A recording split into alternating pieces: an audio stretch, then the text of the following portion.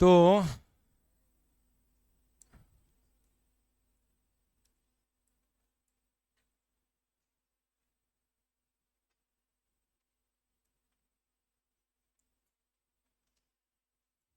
इसमें तो है ही नहीं। चलिए हेडिंग बनाइए, solubility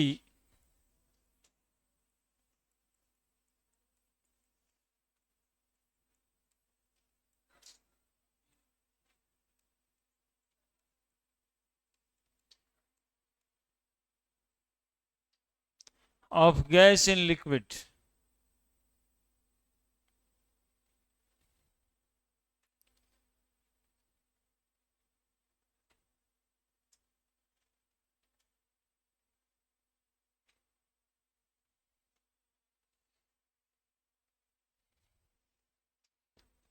the amount of solute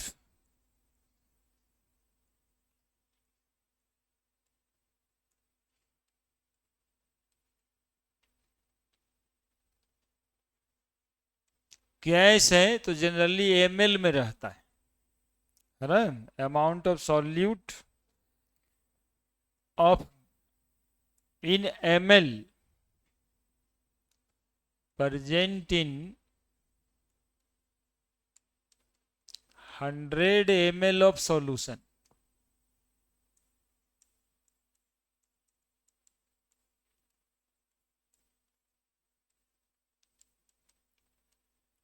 at constant temperature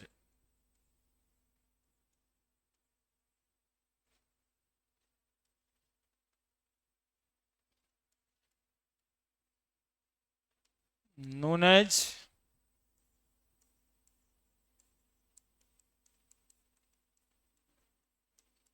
solubility of gas in liquid। यानी कितना ml gaseous substance 100 ml solution में डिजोल्व हुआ है।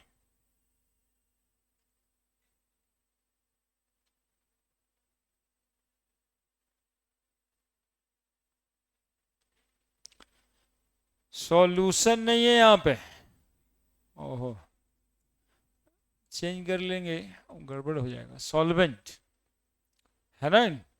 Amount of solute in M L present in 100 ml of solvent, यानी 100 ml पानी, उसमें कितना ml carbon dioxide dissolve कर देते हैं। इस बात को solubility of carbon dioxide in water कह देंगे। ठीक है। Solubility of gas in liquid किस बात पर डिपेंड करता है?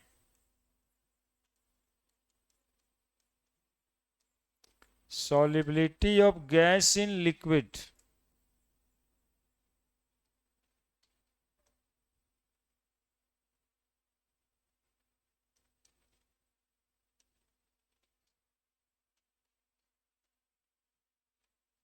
Depends on, solubility of gas in liquid depends on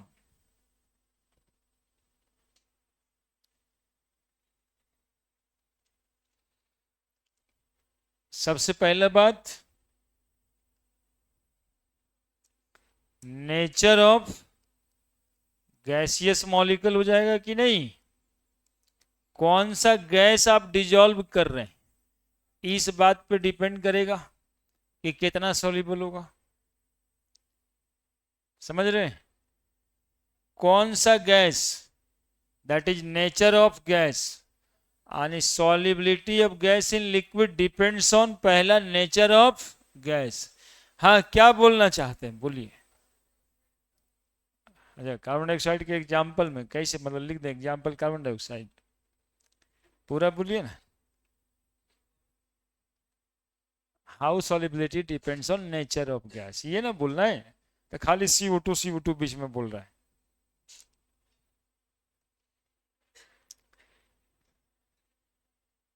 hmm actually में नेचर के लिए कल बात किए हैं हम लोग कि आयनिक मॉलिक्यूल सॉल्युबल होता है वाटर में, पोलर कोवेलेंट मॉलिक्यूल वाटर में सॉल्युबल होता है। नेचर यही ना है कि मॉलिक्यूल का नेचर क्या है। जो molecule intermolecular hydrogen bonding water के साथ कर लेगा वो वाटर में सॉल्युबल होगा। ठीक है, तो यहां भी वही है। अब आयनिक मॉलिक्यूल कोई गैस नहीं होगा, क्योंकि आयनिक मॉलिक्यूल में फोर्स ऑफ अट्रैक्शन ज्यादा लगता है, तो दे एग्जिस्ट एज सॉलिड, है ना। तो सॉलिड के रूप में ही वो एग्जिस्ट होगा। तो आयनिक वाला तो खत्म हो गया यहाँ पे।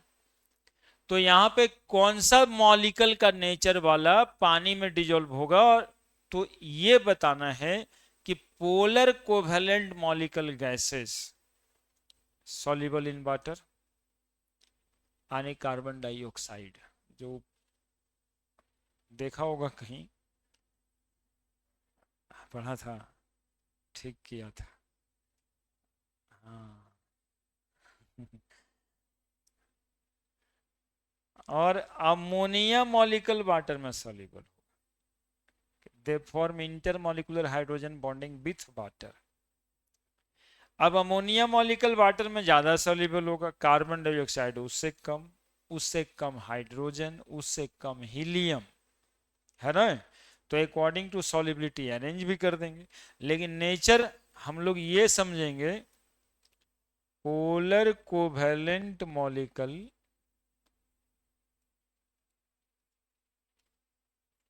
है ना, like carbon dioxide, ammonia which form intermolecular hydrogen bonding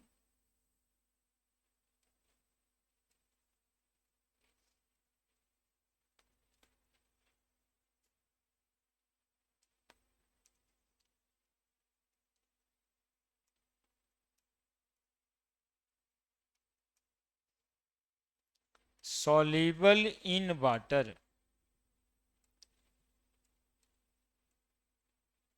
ऐसे बोलना है नेचर को।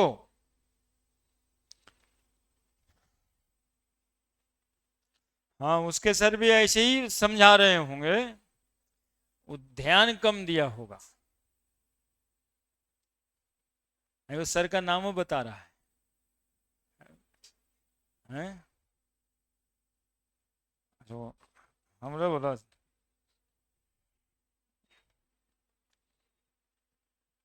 अब हम लोग आईआईटी तो कराते ही हैं, मेडिकल कराते ही हैं, साथ में मास्टरों ना बनाते हैं, तो वही कह रहा है वो।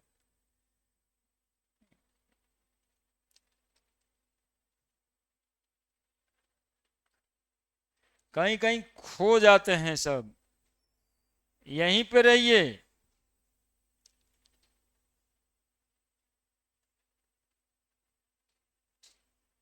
ठीक है, अकॉर्डिंग टू सॉल्युबिलिटी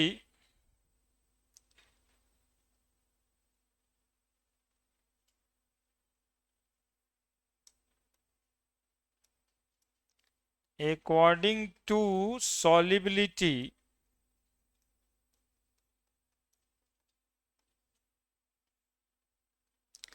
अमोनिया जो है ना वाटर में, सॉल्युबिलिटी इन वाटर बता रहे हैं, और इंपॉर्टेंट क्वेश्चन भी होगा ये, सॉल्युबिलिटी इन वाटर, अमोनिया सबसे ज्यादा सॉल्युबल गैस है, इसके बाद कार्बन डाइऑक्साइड गैस में, वाटर में सबसे ज्यादा सॉल्युबल होता है, इसके बाद हाइड्रोजन और तब हीलियम।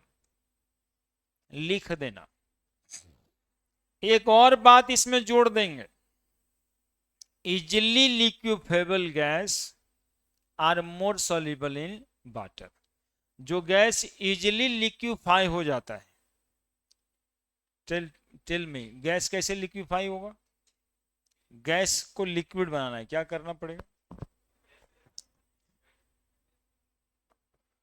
यानी प्रेशर को इंक्रीज कर देंगे, है ना, प्रेशर को इंक्रीज कर देंगे, कंप्रेस कर देंगे, जैसा बता रहे हैं। तो जो जितना जल्दी लिक्विफाई हो जाए ना, वो उतना जल्दी वाटर में सॉल्युबल भी हो जाता है। ये भी अलग से एक पॉइंट नेचर में ही ऐड कर देना। यही लिक्विफेबिलिटी का भी प्रकार है। सबसे जल्दी लिक्विफेबल गैस, उसके बाद लिक्विफेबल, इजिली लिक्विफेबल गैस।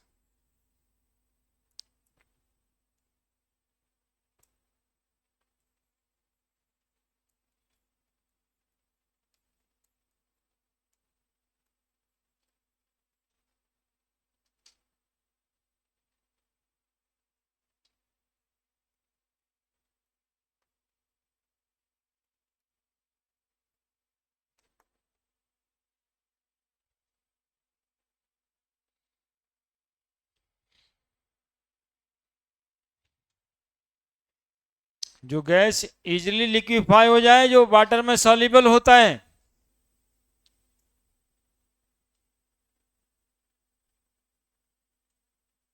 ठीक है, ठीक है। अमोनिया वाटर में सॉल्युबल होता है, कैसे दिखाएंगे, कैसे दिखाएंगे अमोनिया वाटर में सॉल्युबल होता है?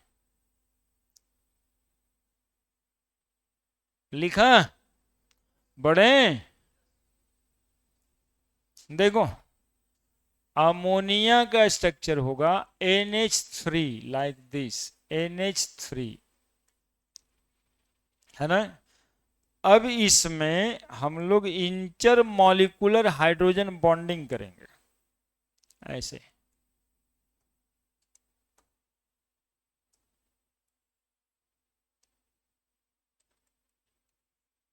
OH, OH, OH। Hydrogen bonding को डॉटेड लाइन से दिखाएंगे। नाइट्रोजन नेगेटिव चार्ज है, ऑक्सीजन नेगेटिव है, और हाइड्रोजन पे तो पॉजिटिव ही होता है। कल बता रहे थे डिजॉल्व हो गया, सॉल्युबल हो गया, मतलब मिल गया। तो मिलना किसको कहेंगे? जब तक कोई फोर्स ऑफ अट्रैक्शन नहीं लगेगा तब तक मिलने वाली बात तो कोई होती नहीं है ना। तो ये जो फोर्स ऑफ अट्रैक्शन है वो किसके साथ क्या बनाए हैं? तो इंटरमॉलिक्यूलर कौन बॉन्डिंग? Hydrogen bonding. किसके किसके साथ? Bonding of ammonia with water. इसी के वजह से अमोनिया वाटर में सॉल्युबल होता है ना। जैसे सवाल हो जाए कि why ammonia is ammonia, why ammonia gas is soluble in water, is soluble in water. ये तो टेढ़ा टेढ़ा लिख रहे हैं, ठीक है लिख दिए। तो आप आंसर क्या दीजिएगा कि ammonia form intermolecular hydrogen bonding with water, that is why it's soluble in water. Carbon dioxide water में सॉल्युबल क्यों होगा? CO2, कार्बन पे स्लाइटली प्लस, ऑक्सीजन पे स्लाइटली माइनस। अब यहां पे ऑक्सीजन ले आओ, H ले आओ, H ले आओ, स्लाइटली माइनस और slightly plus. they will also attracted by dipole force of attraction।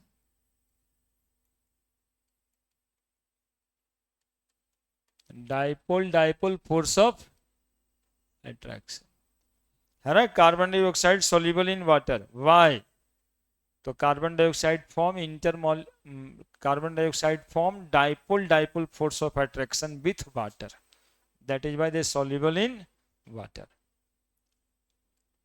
Y carbon dioxide soluble in water. क्या लिखेंगे आंसर? अरे बोलना तो रे। Carbon dioxide form dipole form. हाँ, एक दो बार बोलोगे तो अच्छा बात ना है ये सब जी। Carbon dioxide form dipole dipole, force of attraction with water, so soluble in water.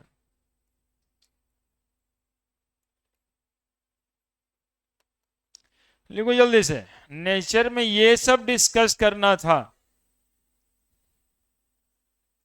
नहीं, सही लड़का खाली कार्बन डाइऑक्साइड बोला,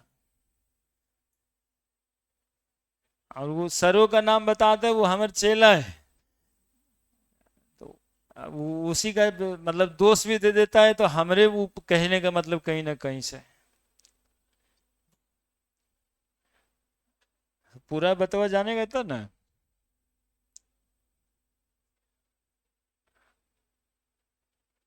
अब हाइड्रोजन हीलियम लेस सॉल्युबल होता है, जो कि वो हाइड्रोजन के साथ वाटर मॉलिक्यूल के साथ कुछ कर नहीं सकता, वैंडरवाल फोर्स ऑफ अट्रैक्शन बनाता है सिर्फ।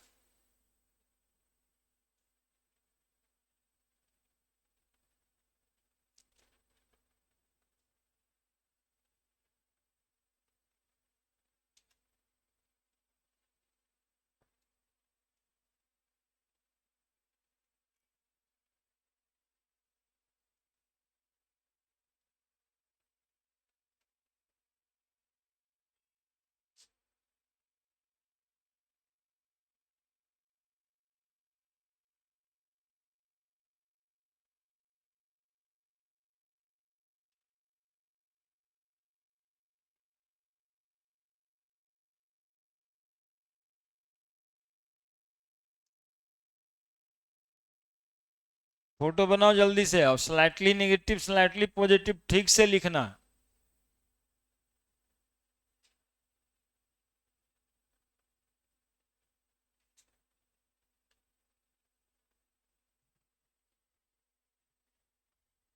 जल्दी।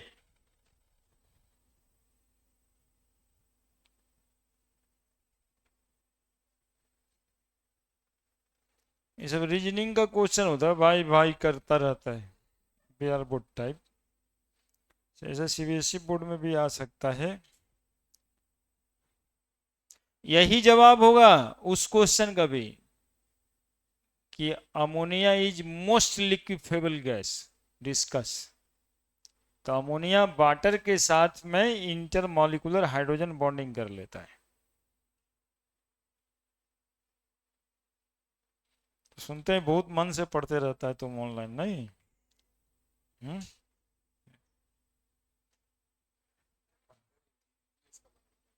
अच्छा, तुम डीपीपी बनाता है उसका,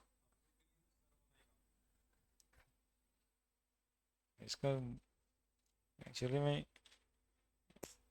इसके मास्टर साहब इससे मिल लिए यहाँ करके, इसलिए थोड़ा ज़्यादा ध्यान देता है। इसका पहला दिन था, उस सर बैठल थे, नहीं तो पहचान लिया है कि, तो हीरो बन गया है अभी वो, पीडब्ल्यू का एक वो हीरो है, खूब देखता है लोग उसको।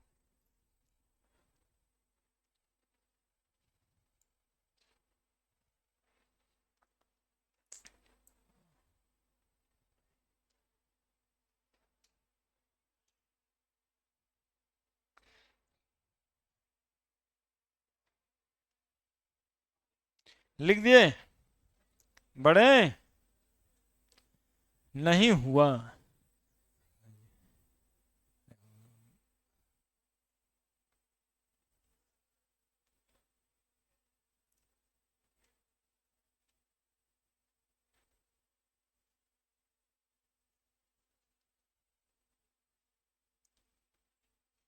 हमने पिछले क्लास में बताया कि कोई किसी चीज में सॉल्युबल होता है, इसका मतलब है कि वो दोनों के बीच में फोर्स ऑफ अट्रैक्शन लगता है। इसीलिए आप लोग भी एक दूसरे से मिलजुल जाते हो, है ना? यदि फोर्स ऑफ अट्रैक्शन नहीं लगेगा तो वो लड़का देखना वो कितना बार आगे आगे बैठने का कोशिश किया है, लेकिन अगर कोई फोर्स ऑफ अट्रैक्शन ही नहीं लगता है फिर पीछे चल जाता है, तो मिल नहीं पाएगा, है ना। इसलिए जब भी सवाल पूछे कि कोई किसी चीज में क्यों सॉल्युबल है, तो बताना है कि उसमें फोर्स ऑफ अट्रैक्शन लग रहा है वाटर के साथ। कोई कम सॉल्युबल क्यों है, वह बताना है बहुत कम फोर्स ऑफ अट्रैक्शन दो के बीच लग रहा है। नहीं सॉल्युबल क्यों है, तो बोला दोनों के बीच में ना कोई फोर्स ऑफ अट्रैक्शन नहीं लग रहा है, इसलिए सॉल्युबल नहीं है ना। सॉल्युबल मतलब वही है, घुल मिल जाना।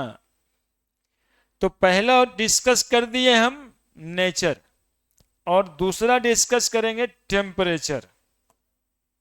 दूसरा नेचर के बाद है टेम्परेचर। और पिछले दिन तो टेम्परेचर पे बहुत बात हो रहा था, आज टेम्परेचर पे बात करना है। सुनिएगा थोड़ा ध्यान से। टेम्परेचर पे क्या बात करना है, एक तो होता डायरेक्ट लिख देंगे solubility of gas in liquid is inversely proportional to temperature, होता यही है। लेकिन इस बात को समझते हैं क्यों इनवर्सली प्रोपोर्शनल टू टेम्परेचर। तो सुनो, थर्मोडायनामिक कॉन्सेप्ट में चलते हैं। थर्मोडायनामिक कॉन्सेप्ट, अब देखो ना, ये बात बड़ा करने का तरीका है, आपके ब्रेन डेवलपमेंट करने का तरीका है, सिर्फ थोपने का तरीका नहीं। अभी एक दो बात बताएंगे जिसमें थर्मोडायनामिक्स भी आ जाएगा, इक्विलिब्रियम भी आ जाएगा, और तब बात जो रखा जाएगा एकदम सॉलिड और समझ आ जाएगा। गैसियस सॉल्यूट, कौन solute, gaseous solute plus solvent, कोई होगा पानी समझना जनरली। अब ये बनेगा गैसियस सॉल्यूशन, यही ना बनेगा सॉल्यूशन। किस चीज का सॉल्यूशन, गैसियस सॉल्यूशन, ठीक है। गैस सॉल्यूट है और सॉल्वेंट कोई होगा, लिक्विड ही समझेंगे। सॉल्यूशन का एक्चुअली में नाम हो जाएगा लिक्विड सॉल्यूशन, जिसका सॉल्वेंट रहता है वही, लेकिन हम इसीलिए इसको ऊपर लिखें, मतलब गैस वाले सॉल्यूशन की बात कर रहे हैं, ठीक है। ठीक है, अब बताओ इसमें एनर्जी यानी हीट निकलेगा कि लगेगा। जैसे पिछले दिन आप देख रहे थे ना कि एनर्जी कभी रिलीज भी होता था, कभी हमको देना भी पड़ता था। तो गैस मॉलिक्यूल को जब हम वाटर में सॉल्युबल करते हैं तो एनर्जी रिलीज होगी कि एनर्जी अब्जॉर्ब होगा। सुनो सुनो, ऐसे नहीं करना है बापू, दिमाग लगाओ, तो ऐसी थकावट तो होता ही है। दिमाग लगाओ, गैस मॉलिक्यूल को वाटर में डिजोल्व कर रहे हैं, हम बोल रहे एनर्जी रिलीज होगा कि एनर्जी लगेगा। गैस मॉलिक्यूल कोई भी, बोले सर ये कैसे सोचें, यही सोचने के लिए इतना दूर आए हैं, तो सुनिएगा हम सोचवाते हैं आपको। गैस मॉलिक्यूल हमेशा रैंडम मोशन में रहता है। क्या रहता है, क्या रहता है, रहता है कि नहीं रहता, हम फालतू बोल रहे हैं क्या। यदि उसको वाटर में आप डिजोल्व कर रहे हैं तो उसका रैंडम मोशन बढ़ जाएगा कि घट जाएगा, रैंडम मोशन सीज हो जाए, वो अब रैंडम नहीं रह पाया इन्वायरमेंट में, अब वो बोतल में बंद हो गया। ऐसे सोचिएगा ना। अब बताइए जो काइनेटिक एनर्जी मॉलिक्यूल के साथ था, चूंकि वो घूम रहा था, तो उसके साथ क्या होगा, और उतना सारा काइनेटिक एनर्जी को लाके डब्बा में दिए बंद कर, तो वो हीट एनर्जी के रूप में निकल जाता है ना, वो हीट एनर्जी के रूप में निकल जाता है। यानी गैसियस सॉल्यूशन तो बनेगा, साथ में क्या करेगा ये, हीट रिलीज। यानी कैसा प्रोसेस है, solubility of gas in liquid is exothermic process. Why it is exothermic? Since gaseous molecules are always in random motion, when we dissolve it, their random motion ceases and kinetic energy appear as heat energy. बुझ गया, बुझ गया ना, थोड़ा तेज बोल दिए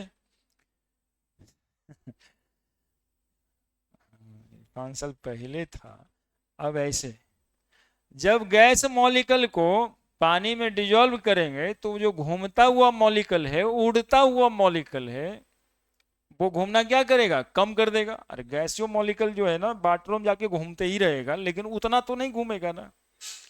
तो उसकी जो काइनेटिक एनर्जी है ना, वो हीट एनर्जी के रूप में रिलीज हो जाएगा। बस बात इतना ही है।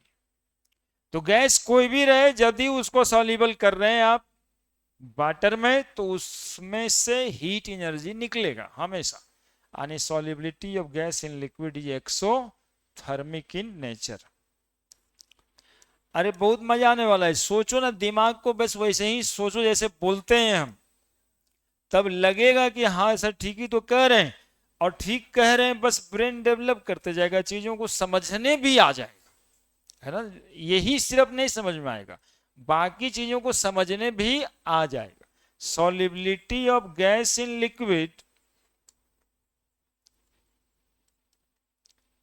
Is always exothermic, always exothermic in nature, always exothermic in nature, always exothermic in nature. क्यों बोले तो since the gaseous molecule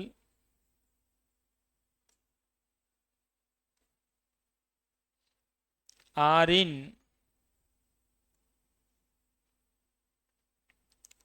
random motion,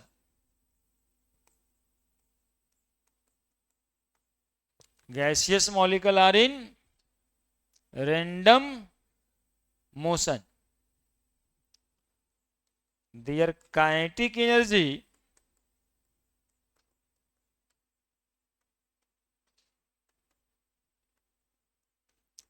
appear as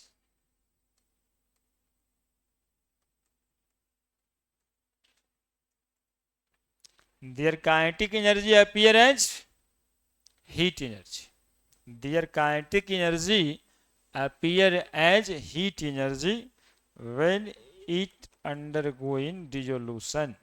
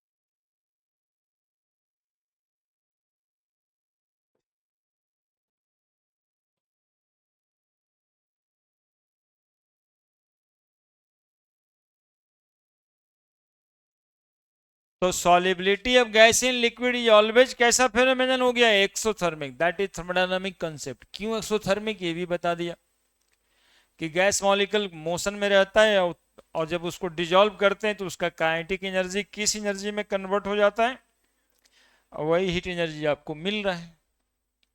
ठीक है, अब बताइए कि solubility of gas in liquid कैसा प्रोसेस होगा, मतलब टेम्परेचर पे डिपेंड कैसे करेगा, इनवर्सली प्रोपोर्शनल कि डायरेक्टली प्रोपोर्शनल। तो सुनो, इसके लिए हम लोग इक्विलिब्रियम चैप्टर में चलते हैं। इक्विलिब्रियम में दो तरह का रिएक्शन था, एक फॉरवर्ड रिएक्शन था, एक बैकवर्ड रिएक्शन था। फॉरवर्ड रिएक्शन से हीट निकला है, लेकिन यदि उल्टा पढ़ेंगे तो सॉल्यूशन को यदि हीट करेंगे तो सॉल्यूट बाहर निकल जाएगा कि नहीं निकल जाएगा, तो सॉल्युबल कहेंगे, ये तो उड़ गया। तुम लोग को नहीं पता है, इसी के वजह से आज तक कोई घर में थम्सअप स्प्राइट लाके गरम करके न पिया है। नहीं, आज पार्टी मनाते हैं, हम सब या स्प्राइट लाते हैं, बनाते हैं एकदम गर्म करते हैं उसको और पार्टी मनाएंगे, ऐसा होता है क्या? क्या होता है कि स्प्राइट ले आते हैं तो ठंडे लाना, फ्रिज है कि नहीं उसको आप ठंडे करना है। कि दूध लाते तो चाय बनाने के लिए तो गर्म करते, तो जितना खाना है तो सब तो स्टोव पे चढ़ता है, तो ठंडवा को गर्म काहे नहीं करते? बोलिए गर्म करते तो क्या होता? है ना, एक बोतल थम्सअप लागे कढ़ाई पे चढ़ा के गर्म कर दे तो क्या हो जाएगा? बोले "अरे, सब निकल ही जाएगा सर, उसमें कुछ बचेगा का? और गर्म करोगे तो उसमें खाली चारकोल बचेगा, है ना, पानी भी उड़ने लगेगा तो उसमें सिर्फ कार्बन व कोल्टार जैसा बन के निकलेगा, काला काला। इसका ये मतलब नहीं है कि पेट में जाके भी वैसा ही होता है। वो जो यूनिवर्सिटी पर तुम लोग रहते हो, WhatsApp university, Facebook, Insta university, उस पर दिखाता था कुछ दिन पहले, 4-5 साल 3 साल हो गया होगा, कि ठंडा को पूरा गर्म किया तो एकदम कोल्टार जैसा बन गया, बोला कि यही पीते हो बताओ।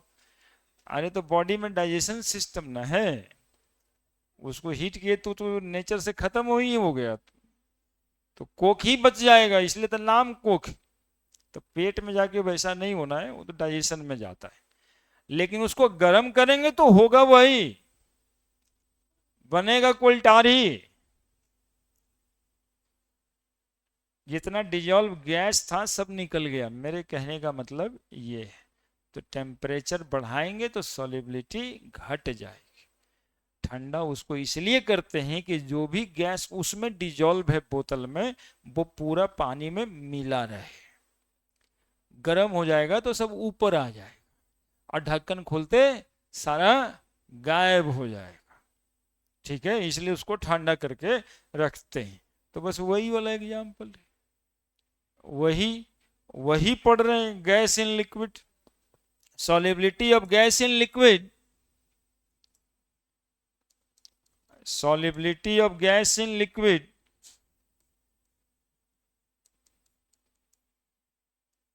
of gas in liquid। बोलो क्या लिख दें? अभी भी नहीं बोलेगा जी। इनवर्सली प्रोपोर्शनल टू टेम्परेचर, और इसमें कोई केस होने वाला भी नहीं है, हमेशा इनवर्सली प्रोपोर्शनल होगा, है ना। और वो जनरली डायरेक्टली प्रोपोर्शनल होगा, लेकिन यदि कंपटीशन में सवाल आ जाए तो पिछले दिन वाला मैं बताए हैं तीनों टाइप का, इनवर्सली भी डायरेक्टली भी, पहले बढ़ेगा तब घटेगा। लेकिन इसमें मात्र यही एक बात, solubility of gas in liquid inversely proportional to temperature.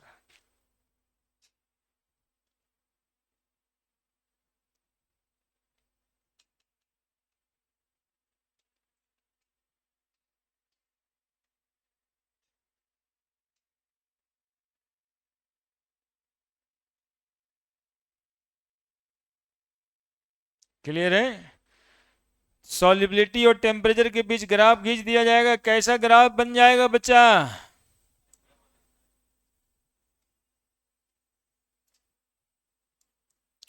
Solubility of gas in liquid,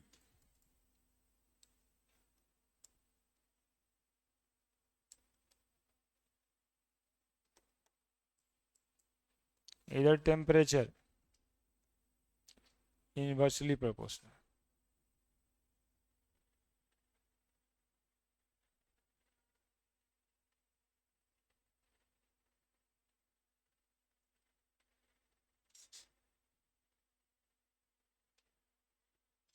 ठीक है, समझ गया ना पूरा बात?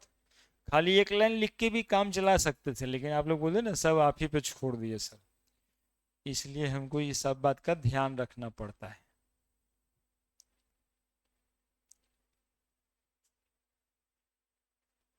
और कोई कोई एक लाइन यही सिर्फ बता दे तो खुश भी रहता कि चलो ये तो बड़ा आसान है, लेकिन इतना प्रोसेस जो हो गया, अब वो तुमको याद रहेगा बहुत दिन तक, इसलिए।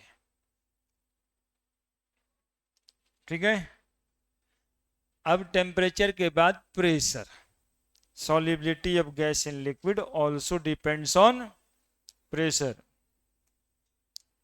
है ना। और यदि हम आज नहीं बताते तो ये बच्चा देखिए क्या करता, ठंडा को लाके गर्म करके ही पीना था इसको। हाँ, कि आज पार्टी होगा तो ठंडा को गर्म करके पियेंगे।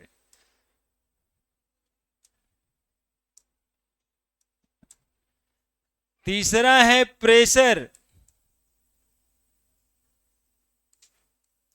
अब सोचते हैं हम लोग कि प्रेशर पे सॉल्युबिलिटी ऑफ गैस कैसे डिपेंड करेगा। सोचते हैं कैसे डिपेंड करेगा। प्रेशर गैस पे बढ़ाएंगे, गैस पे प्रेशर बढ़ाएंगे तो और ज्यादा डिजोल्व होगा। तो समझ आ रहा है। ऐसे ही वाटर है और वाटर में CO2 डिजोल्व करना है, तो CO2 को जितना दबाएंगे उतना ही डिजोल्व होगा। अब बताइए, आप भी सोच लिए, यही बतवा हेनरी साहब सोचे थे और वही हेनरी लॉ है। उन्होंने कहा कि mass of gas which dissolve in liquid is directly proportional to pressure applied on it. कि एक लिक्विड में कोई गैस कितना ग्राम डिजोल्व होगा, बोले भैया जितना प्रेशर लगा दोगे उतना ज्यादा ग्राम ऑफ गैस डिजोल्व हो जाएगा। तो क्या हम लोग नहीं सोच रहे हैं, हम लोग भी तो यही सोच रहे हैं, और प्रेशर देंगे और प्रेशर देंगे। इसीलिए ठंडा का बोतल प्रेशर से ही प्रेस्ड होता है, मतलब बंद होता है ना। नहीं खोलता होगा तो लगता होगा कि बस फेंक ही देगा। इतना प्रेशर से बंद होता है कि खोलने के बाद गैस मॉलिक्यूल ही है वो जो लिक्विड को लेके बाहर निकल जाता है। नहीं, आप हिला दीजिए बोतल को और उसको ओपन कीजिए, क्या होने वाला है। नहीं, लिक्विड को कौन मॉलिक्यूल बाहर ले आता है, निकलता तो गैस है, लेकिन इतना प्रेशर में निकलता है कि लिक्विड भी साथ में आ जाता है। मतलब वो गैस मॉलिक्यूल को कितना प्रेशर देकर के बंद किया गया था। समझ रहे हैं, समझ रहे हैं मेरी बात। यही हेनरी साहब का है और कुछ ना, बस इतना छोटा गुल्लो है। ठीक है, समझ गया। मास of gas which dissolve in liquid is directly proportional to pressure applied on it। एक दूसरा स्टेटमेंट भी दिए, कभी कभी क्या होता है कि ऑक्सीजन गैस भी डिजोल्व कर रहे हैं, नाइट्रोजन भी डिजोल्व कर रहे हैं, मतलब एयर डिजोल्व कर दे रहे हैं। तो एयर डिजोल्व कीजिएगा तो उसमें 80% मान लीजिए कि नाइट्रोजन है, तो 20%, अरे बोलो ना 20% ऑक्सीजन है। तो 80% ऑक्सीजन है, मतलब नाइट्रोजन है, और 20% ऑक्सीजन है, और दोनों पर एक के एटीएम प्रेशर लगा रहे हैं। तो नाइट्रोजन पर 0.8 एटीएम लगेगा और ऑक्सीजन पे 0.2, that is called partial pressure. ठीक है। तो दूसरा स्टेटमेंट है कि mole fraction of the gas which dissolve in liquid is directly proportional to partial pressure on applied on the gas. देखिए वहां मास था तो यहां सीधा प्रेशर था, वहां मोल फ्रैक्शन है, यहां पार्शियल प्रेशर है। तो जिस गैस को आपको डिजोल्व करना है उस गैस पे कितना प्रेशर लगाएंगे, इसी बात पे डिपेंड करेगा सॉल्युबिलिटी। ठीक है। तो pressure, solubility of gas in liquid, solubility of gas in liquid, कोई बोल भी नहीं करेगा। अरे यही सब क्लास में बोला जाता है बच्चा, डायरेक्टली प्रोपोर्शनल टू प्रेशर। और इसी के लिए लॉ निकल के आया है, that law is Henry's law. Mass of gas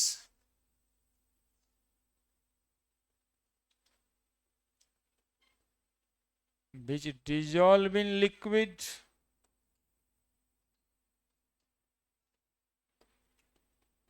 is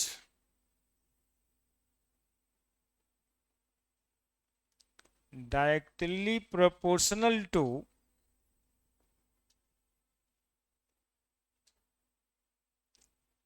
the pressure applied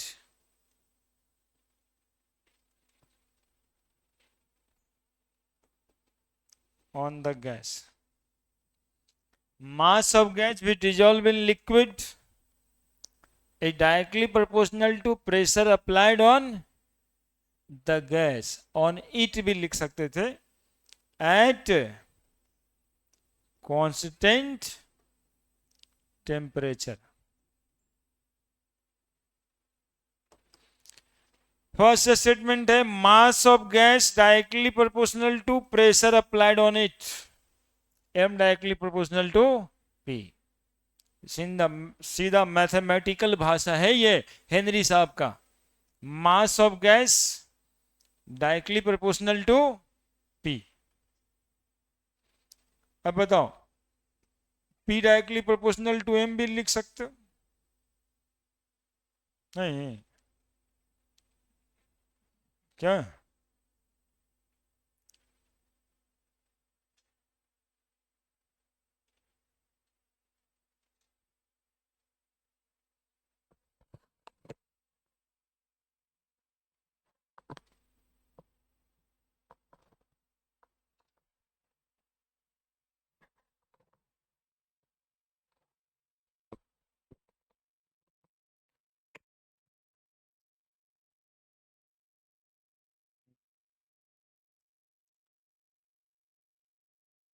एक बच्चा सोच रहा है कि बताइए हेनरी साहब ये बतवा पहले कह दिए, हम नहीं कह सकते थे?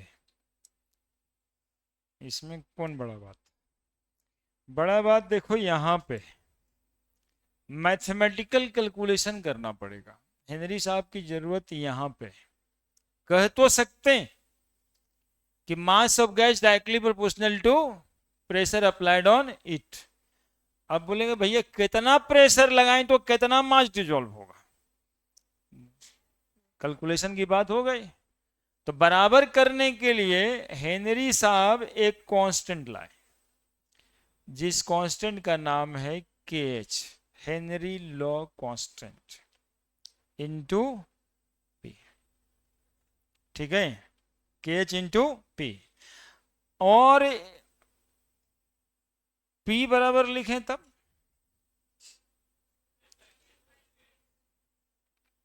ई कहना हम नीचे ना जाएंगे, हम ऊपरे रहेंगे। तो बच्चा बोला कि भैया तो फॉर्मूला हम लोग क्या लगाएं? हम लोग तो ई लगाएंगे तो एक आएगा, 10 आएगा, तो ई लगा देंगे तो 1/10 आ जाएगा। हम क्या करें? तो हेनरी साहब के मेरा यूनिट देखिएगा, यदि यूनिट ग्राम पर बार हो तो ये लगा दीजिएगा, और यदि यूनिट बार पर ग्राम हो तो ये लगा दीजिएगा। अब यदि आप 10 लिख रहे हैं तो 10 ग्राम पर बार या फिर 1/10 बार पर ग्राम। यूनिट का यही पर इंपॉर्टेंस है जिसमें कहा जाता है, मास्टर साहब आप लोग को बहुत पहले से करा, यूनिट वा ना लिखोगे तो नंबर काट लेंगे। वो यही वाला यूनिट था, इसको बिना यूनिट के लिखेंगे तो खत्म हो जाएगा कहानी,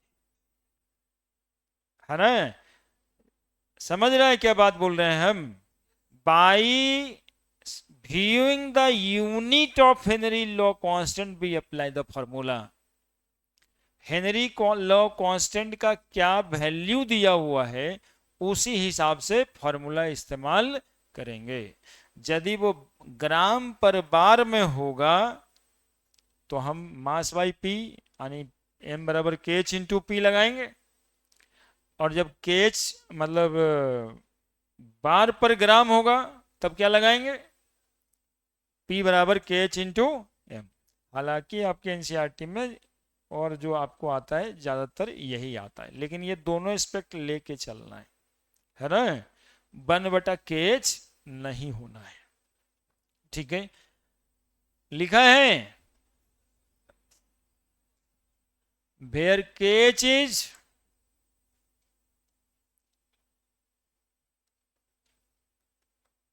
where KH is Henry's law constant,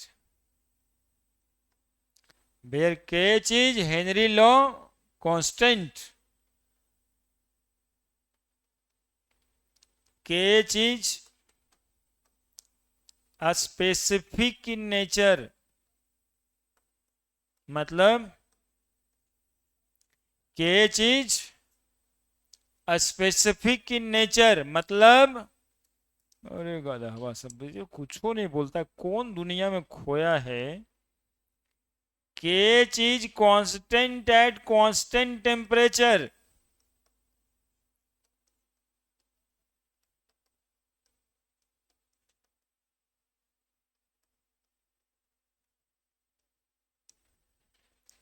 है ना। यूनिट ऑफ केच वेरी इंपॉर्टेंट, ग्राम पर बार,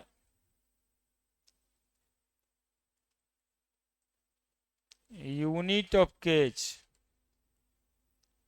बार पर ग्राम।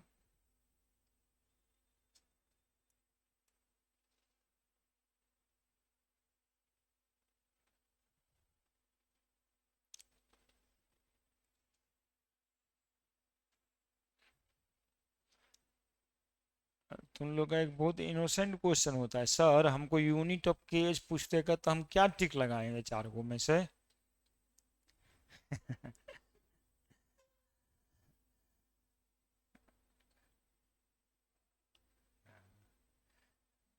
दिमाग को बड़ा करना है, ये दोनों टिक लगेगा और ये दो गो टिक न लगेगा। चार गो यूनिट होता है केज का, यानी चारों लग सकता है। हाँ, अभी 2 यूनिट और बताना बाकी है। नोट में यहां सबसे ज्यादा इंपॉर्टेंट क्या बात है, by examine, by examine the unit of केच बी अप्लाई फॉर्मूला,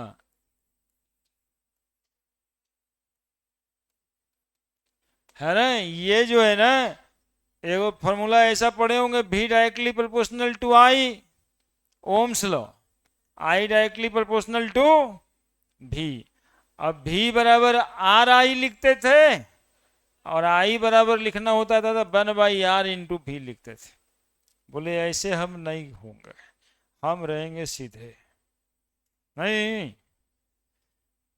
तो इसके जैसा नहीं है कि 1/kh कर दीजिएगा, आपको हम बार बार आगाह कर रहे हैं। हेनरीज लॉ का क्वेश्चन यदि आपको कंपटीशन में मिलता है तो यही सब धोखा के लिए मिलता है, आने रटने वाले का खैर नहीं है, समझना ही पड़ेगा बातों को।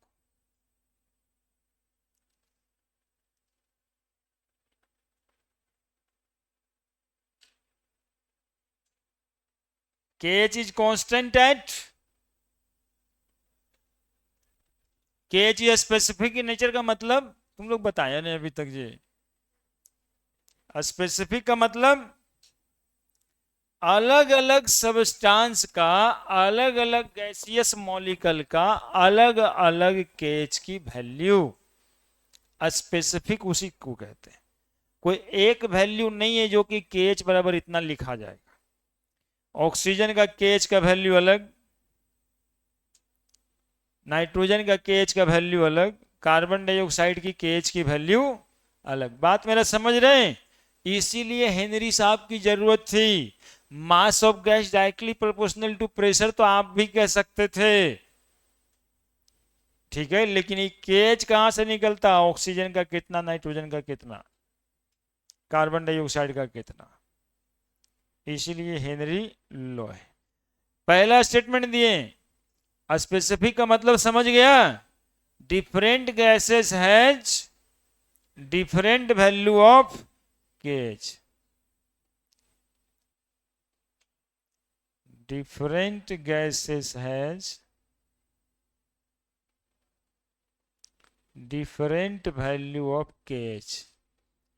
इसलिए आपको याद बात रखने की जरूरत है क्या? अब जितना गैस होता है उतना केज का वैल्यू होगा, तो याद किसी का नहीं रखेंगे, वो क्वेश्चन में दिया रहेगा या फिर हमें निकालने देगा तो हम निकाल के लिख देंगे यूनिट ग्राम पर बार या फिर बार पर ग्राम है, जैसे निकालेंगे वैसा यूनिट लिखेंगे। ऑप्शन वाले क्वेश्चन में तो देखना पड़ेगा कि उसमें यूनिट क्या चीज में दिया है, उसी चीज में निकाल के आंसर करेंगे, उल्टा किए तो गलत ही हो जाएगा। सेकेंड स्टेटमेंट बढ़िया है। हेनरी लॉज का सेकेंड स्टेटमेंट का जरूरत सॉल्यूशन चैप्टर में पड़ता है। वो इसलिए पड़ता है कि हम लोग सॉल्यूशन में कंसंट्रेशन मेजर करते हैं, और कंसंट्रेशन के लिए एक टर्म है मोल फ्रैक्शन। ठीक है, तो mole fraction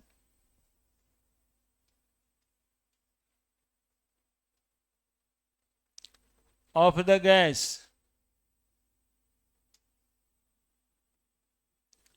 which dissolve in liquid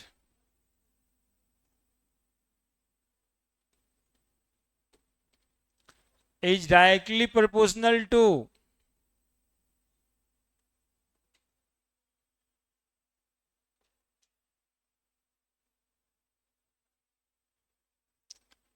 partial pressure applied on the gas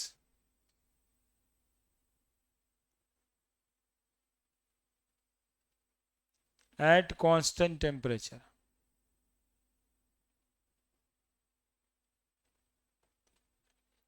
अब देखो मोल फ्रैक्शन एक्स लिखेंगे directly proportional to P, mole fraction directly proportional to P. अब जैसे कार्बन डाइऑक्साइड डिजोल्व हो रहा है पानी में, तो मोल fraction of carbon dioxide in water. Nitrogen dissolve कर रहे हैं, नाइट्रोजन का मोल फ्रैक्शन लिखना है। पार्शियल प्रेशर, उस पर कितना प्रेशर लग रहा है, एक होता टोटल प्रेशर, सब मिला के कितना प्रेशर लगा रहे हैं। सुनोगे तो partial pressure also directly proportional to X. X थोड़ा छोट के लिख देते हैं तो कोई काट उठ समझ लेगा कि सर काट दिए थे, समझ लेगा जी। अब एक्स बराबर क्या लिखोगे बताओ, के एच इंटू पी बराबर क्या लिखोगे बताओ। तो यूनिट ऑफ के एच क्या निकल के आ रहा है बताओ, के एच बराबर हो गया यहाँ पे एक्स बाई पी, यहाँ पर के एच बराबर हो गया पी बाई एक्स। यूनिट क्या निकल के आ रहा है बताओ, बोले mole fraction sir unit less होता है, यूनिट ऑफ के एच केवल पर बार, और यहां पर यूनिट ऑफ के एच। देखिए ना दिमाग खोल के कितना रखना पड़ेगा। लॉ तो कुछ नहीं है, mass of gas directly proportional to pressure, लेकिन इधर में लॉ कुछ नहीं है तो इधर में कहानी कर दिया। चार गो यूनिट है या नहीं है, पर बार भी यूनिट हो सकता है, बार भी यूनिट हो सकता है। ऐसे नहीं कि मैथ जैसे लड़ने लगिएगा, जब बार होगा तो पर बार कैसे होगा, ग्राम पर बार होगा कि बार पर ग्राम होगा, मतलब दोनों हो सकता है। और प्रेशर और मोल फ्रैक्शन के बीच ग्राफ खींचा जाए,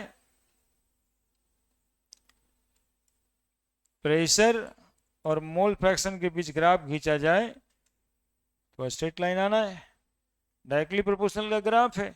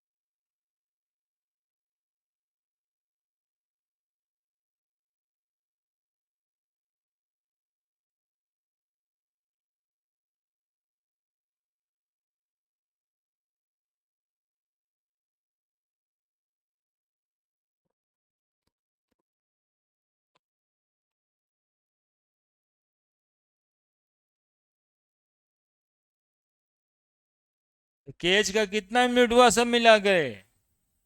चारों हो सकता है। केएच कांस्टेंट रहेगा कांस्टेंट टेम्परेचर पे, केएच स्पेसिफिक होगा, वो सब बात में कोई बदलाव नहीं हो रहा है। मोल फ्रैक्शन का जो फॉर्मूला पहले पढ़े थे वही फॉर्मूला अभी भी लगेगा। एक्स क्या है यहाँ पे?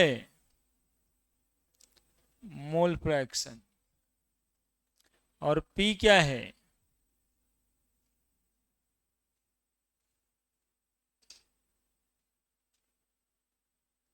Partial pressure.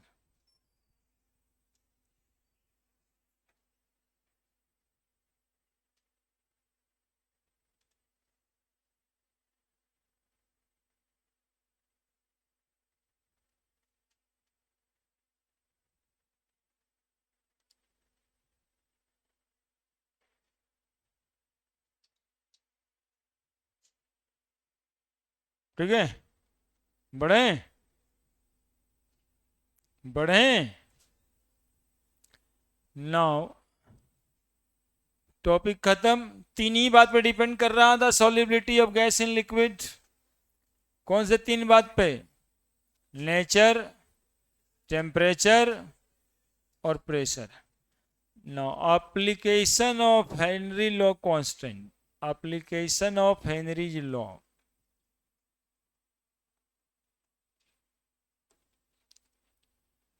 Application of Henry's law.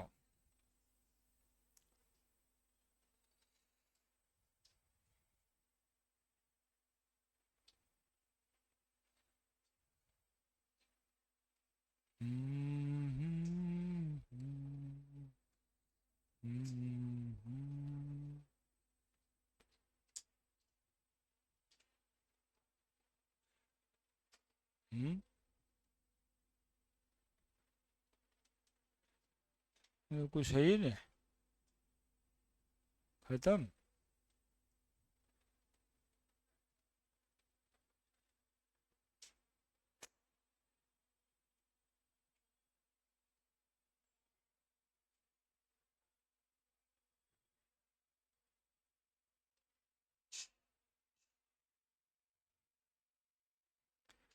Application of Henry law constant पे एक तो एप्लीकेशन है इसकी सॉल्युबिलिटी को मेजर करना। कैसे? तो एक क्वेश्चन के थ्रू बताते हैं कैसे। हाँ, सरकारी क्वेश्चन।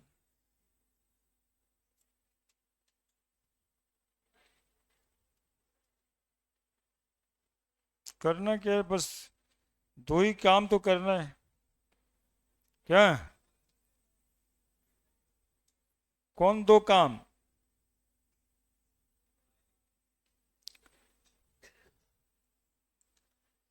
इफ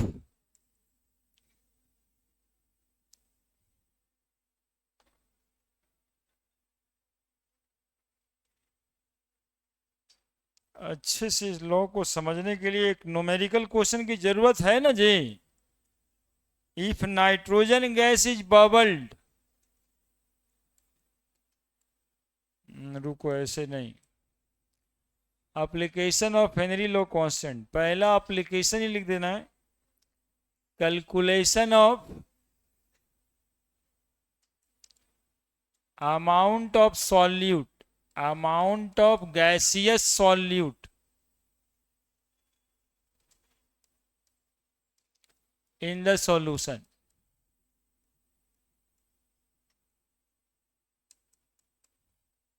है ना? और कैसे कैलकुलेट करेंगे? तो क्वेश्चन, इफ नाइट्रोजन गैस, अब बड़ा लंबा क्वेश्चन है इसलिए देख रहे थे। इज बबल्ड, कुछ करते हैं। बबल थ्रू वाटर, मतलब समझ गए क्या कहना चाह रहा है सवाल? At 293 kelvin, how many millimoles of nitrogen gas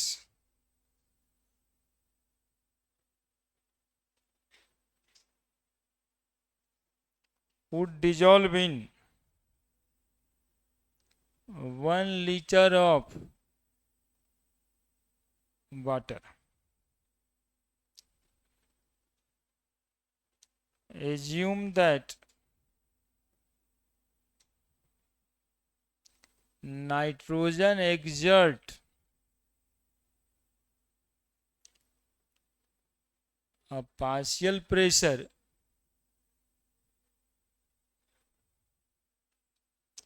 of 0.987 bar, given that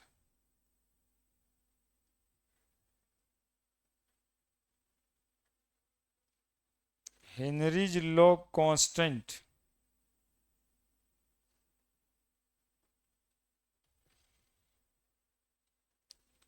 for nitrogen at 293 Kelvin is 76.48 kilobar. हे बदमाशी ने गलबात करने थोड़े बैठा है जी, गजब करते हो यार तुम लोग भी। बताइए क्या ऐसे ही सवाल को आप सोच पा रहे हैं? ये बताइए, तब हम भी तुमसे गलबात कर लें। और जब सोच नहीं पा रहे हो ये सब अच्छा बात, तब क्या ही गलबात करेंगे बताओ।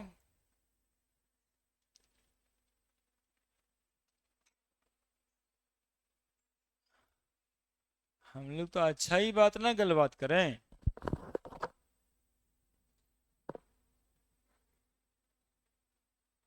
हम तो कभी कभी बोल देते हैं हिम्मत है तो बनाओ। नहीं, हिम्मत होगा तो ना बनाओगे। एनसीईआरटी का किताब हट कैसे गया?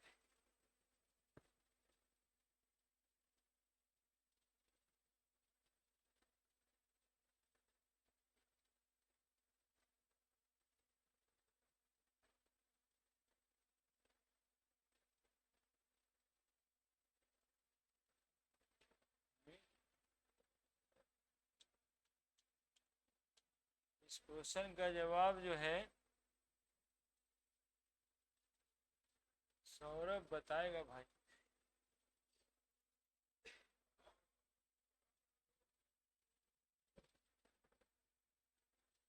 यहीं पे आके बना देगा क्या?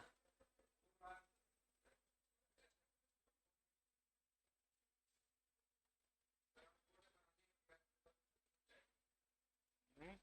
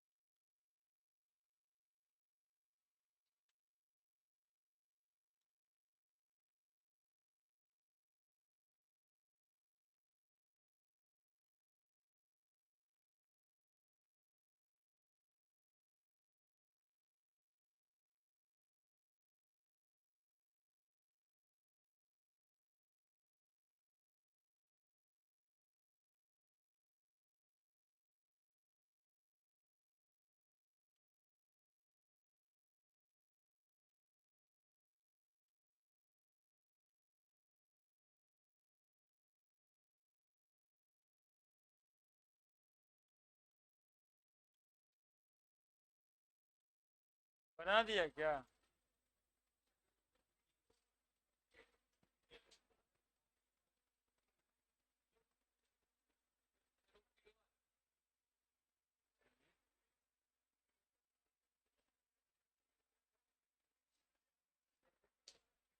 किलो बार,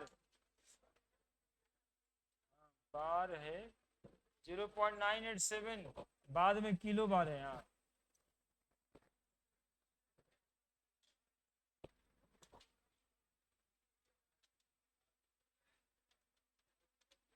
हल्ला कितना अच्छा से कहते हो बिना कहे हुए।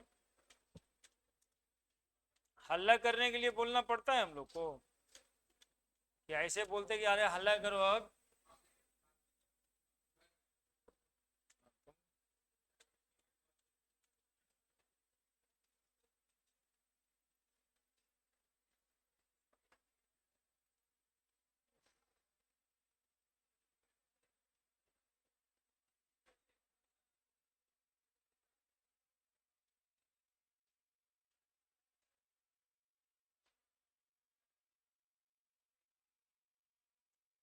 लिख दिया?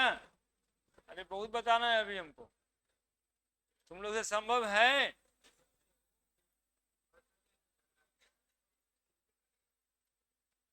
तुम लोग से संभव है? नहीं ना? यही आशा था। मतलब लॉ पढ़ा दिए, फार्मूला पढ़ा दिए, थ्योरी समझा दिए।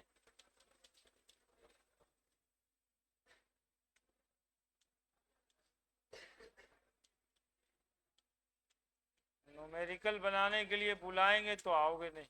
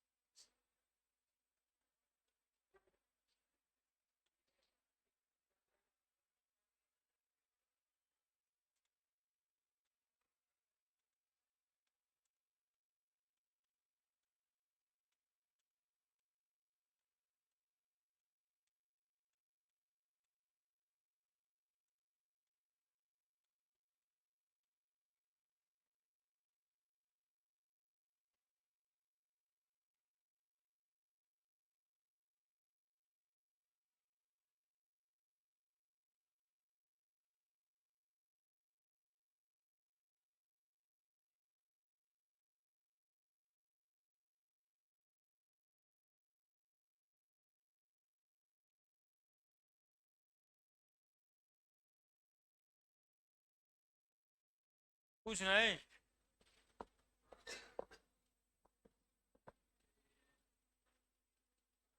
नहीं ना?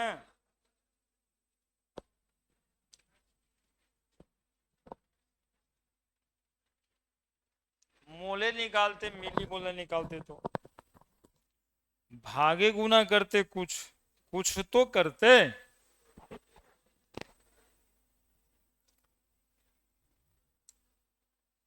तुम लोग से कुछ नहीं हुआ यार। Nitrogen gas bubble through water at 293 Kelvin. How many millimole nitrogen gas would dissolve in 1 liter water on 1000 ml if the nitrogen exert a partial pressure of इतना बार, given that Henry law constant। आने क्या क्या दिया हुआ है? Pressure exert on nitrogen gas 0.987 bar, Henry law constant for nitrogen 7648 kilo bar है, मतलब 10⁻³ बार। और ये बार है, इसका मतलब मोल फ्रैक्शन वाला यूनिट, जिसमें प्रेशर ऊपर होगा। तो KH बराबर P/X। एक्स किसका? नाइट्रोजन का। नाइट्रोजन किस में डिजोल्व किए? पानी में, है ना? तो अब क्या लिख देना है? KH बराबर P/, number of mole of nitrogen by number of mole of nitrogen plus number of mole of water. और सवाल बन गया। मोल फ्रैक्शन नाइट्रोजन का ना लिखोगे, फार्मूला थोड़े ना अलग लगा, सब तो सेम ही एक ही बार में। कितना केएच दिया है 76.48 इंटू 10⁻³ बार। प्रेशर लगा है 0.987 bar. Number of mole of nitrogen नहीं पता है, और number of mole of nitrogen ये भी नहीं पता है। इसको इग्नोर कर देना, वाटर के रिस्पेक्ट में बहुत कम होगा, है ना। ऐसे लिखा जाता है, number of mole of nitrogen may be neglected in addition term. इससे फायदा क्या होगा कि तुमको कैलकुलेट करना थोड़ा आसान हो जाएगा। By number of mole of water, है ना। अब 76.48 इंटू 10⁻³ बराबर 0.987 by number of mole of nitrogen यहाँ पे। अब बटा, अरे देखो, number of mole of nitrogen यहाँ पे और number of mole of water यहाँ पे, यही ना करोगे तुम। खाली उतारता है यार, कुछ सोचता उसता है नहीं। बताओ ना कि हम इसमें, मतलब हम क्या ही कर दिए इसमें। 0.987 number of mole of water कितना लिखेंगे, 1000/18 by number of mole of nitrogen. क्या अब 76.48, एक्चुअली में सब बनाना भी तो नहीं चाहता, एक स्टेप आगे शरीर उतार देना है सिर्फ। 987 गुना 55 by number of mole of nitrogen.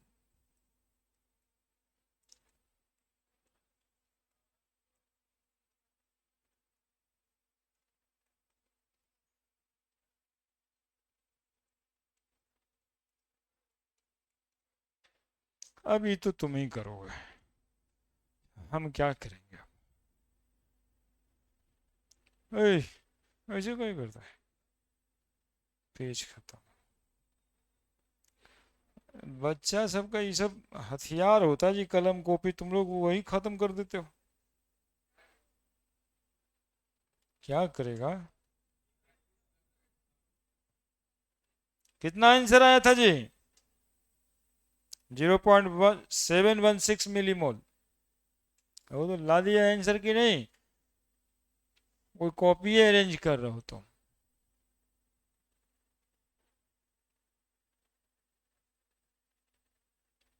अभी नंबर ऑफ मोल निकल जाएगा इससे। उतारने की जो आदत पड़ गई ना तुम लोगों को, गुना भाग नहीं करोगे ना तो कंसंट्रेशन नहीं बनेगा।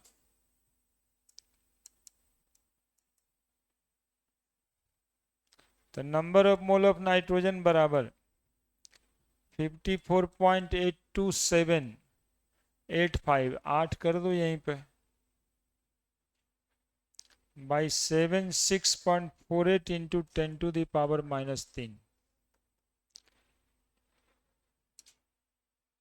54.828 डिवाइडेड बाई 76.48, 0.716 इंटू 10⁻³ मोल बराबर 0.716 मिलीमोल। देखो जी, एगो बात तुम लोग को बता देते हैं अभी और आज से इस पूरे चैप्टर में। मोल फ्रैक्शन में ये number of mole of nitrogen जो था ये नीचे था, ये रहता तो कैलकुलेशन और टफ होता, नहीं क्रॉस मल्टीप्लाई में चला जाता। उसको हमने वहां पे नेग्लेक्ट कर दिया, तुम लोग भी कर देना, वो गलत नहीं है। बोलो, अब हम बताते हैं कैसे।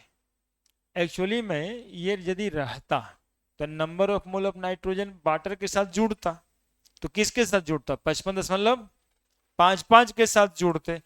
क्या जोड़ते, 55.55 में क्या जोड़ते जरा बताओ, 0.00716 जोड़ते।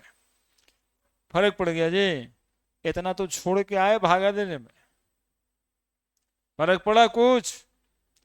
लेकिन तुमसे सॉल्व नहीं होता, ये तो फर्क पड़ता है ना, क्योंकि अब क्रॉस मल्टीप्लाई करते, ब्रैकेट में लेके दोनों को गुना करते, ठीक है, तो उसके फेर में नहीं रहना, ठीक है, क्योंकि ये क्वालिटेटिव प्रॉपर्टीज ऑफ सॉल्यूशन का चैप्टर है, इससे पहले ये काम नहीं करना है, इससे पहले मेजरमेंट ऑफ कंसंट्रेशन कर रहे थे, उधर ये काम नहीं करना है, ये काम हेनरी लॉकेट न्यूमेरिकल के बाद कर लीजिएगा, क्योंकि ये सारे डाइल्यूट सॉल्यूशन होते हैं, है ना, जिसमें कंसंट्रेशन ऑफ सॉल्यूट इतने कम मात्रा में होते हैं कि सॉल्वेंट के साथ जोड़े ना जोड़े बहुत ज्यादा चेंज नहीं होगा। हाँ, जहां पे हम लोग को सॉल्यूट ही दिखा के बोलेगा कि 8 मोल हम डिजोल्व किए, 10 मोल डिजोल्व किए, वहां इग्नोर करिएगा तो मतलब कि क्वेश्चन का हर्ट तोड़ दिए ना आप, तो गलती तो हो ही जाएगा, लेकिन ऐसे सवाल में कर लेना है, दिखाए ना हम करके कि यदि लेते तो क्या जोड़ पाते, यही ना जोड़ना था जिसको नेगलेक्ट किए, ये 55.55 में बाटर के जगह पे जुड़ता, तो इसी में इतना ही ना जुड़ता जो मिलीमोल आया, तो बहुत ज्यादा का अंतर, बहुत ज्यादा का अंतर नहीं, मतलब उतना तो गुना भागा में कंपनी इग्नोर कर देता है, ठीक है, ये बताए, जल्दी से उतारिए, बाकी क्वेश्चन की तरह आप लोग उतारेंगे ही जल्दी से, लेकिन दो थ्योरेटिकल एप्लीकेशन भी हमको दिखाना है।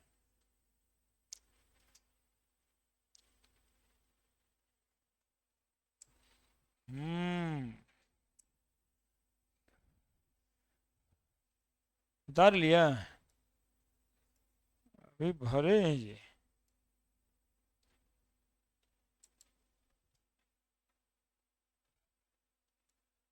नहीं उतारे, नो सर बोल रहा हूँ, मतलब आप बोलते कुछ हो रही है, हम लोग उतारवे करेंगे गुना भागा भी,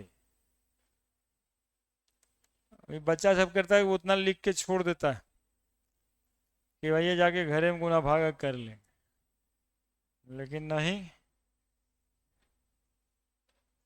तो सोचता है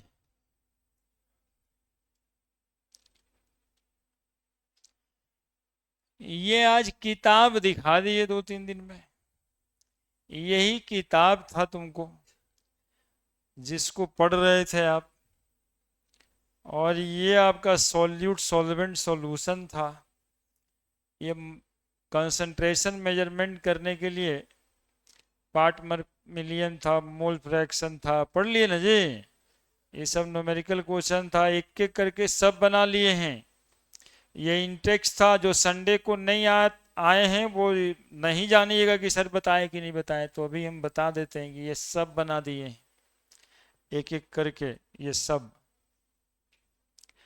और एक्सरसाइज के भी क्वेश्चन सारे बना दिए हैं 2.9 तक। अब ये टॉपिक सॉल्युबिलिटी था, सॉल्युबिलिटी में effect of temperature gas in liquid, आज यही पढ़ा रहे थे हेनरी साहब, भाई साहब यही एक्सपेरिमेंट किए थे, देखिए क्या किए हेनरी साहब, क्या किए, फोटो देख के कुछ कह पाइएगा, एक इंग्लिश में रहता था मैसेज राइटिंग वाला सेक्शन, ये फोटो देख के क्या मैसेज है आपके दिमाग में,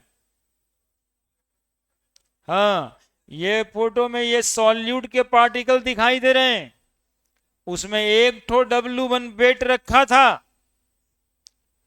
अब इसमें 3 गो बेट रख दिया, ऊपर से प्रेशर दबा दिया पिस्टन, तो जब दबा दिया तो गैसियस मॉलिक्यूल आपस में क्लोज हो गया, इंटरमॉलिक्यूलर स्पेस घट गया, और इसके घट जाने से यहां से और यहां पर में दोनों में अंतर ये दिखाई दे रहा होगा कि यहां पे गैसियस मॉलिक्यूल की जनसंख्या ज्यादा हो गया, ये दिखाई दे रहा है ना, कि यानी प्रेशर लगाए, बेट डाले ऊपर से, तो प्रेशर लगा, और प्रेशर लगा तो गैस मॉलिक्यूल ज्यादा से ज्यादा क्या हुआ, डिजॉल्व हो गया, यही दिखा रहा एक्सपेरिमेंट में, ठीक है, आगे बढ़िए, ये पार्शियल प्रेशर और मोल फ्रैक्शन के बीच ग्राफ है, जो स्ट्रेट लाइन ही दिखाई दे रहा है आपको, ठीक है। P बराबर के एच इंटू एक्स। चलिए, ये हेनरी लॉ कांस्टेंट के लिए कुछ वैल्यूज दिया हुआ है। ये सवाल अभी आप बना रहे थे, है ना, किताब मतलब खुलवा दिए। अब हेडिंग बना हुआ है एप्लीकेशन ऑफ, क्या बना हुआ है, अब किताब पढ़ के इंग्लिश भी कर देते हैं, है ना, क्योंकि यहाँ पे बहुत ज्यादा समझना नहीं है, जो लिखा है वही समझना है, ठीक है, ताकि किताब तो बहुत उलटिए घर जा करके, हमारा एम ये है, नहीं समझे। अभी तक तो पूरा कंप्लीट प्रेस्ड जैसे खरीद के लाए थे वैसे ही रखा हुआ है। तुम तो सोच लिए कि सर तो पढ़ा ही रहे, तो हमारा क्या करना है।